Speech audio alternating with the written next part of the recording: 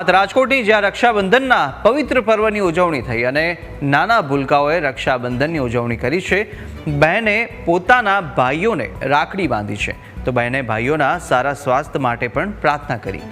નાના ભૂલકાઓની આરતી ઉતારી અને બહેને ભાઈના ઓવારણા લીધા હતા।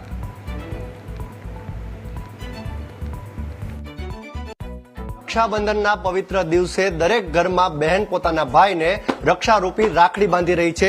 રાજકોટમાં હું એક પરિવાર પાસે આવ્યો છું, ત્યાં પણ નાના ભૂલકાઓ જે બહેનો છે તે ભાઈને રાખડી બાંધી છે। આપણે વાત કરીએ બેન સાથે, શું કહેશો આજના દિવસે, આજે રક્ષાબંધનનો પવિત્ર તહેવાર, તમે પણ ભાઈને રાખડી બાંધી?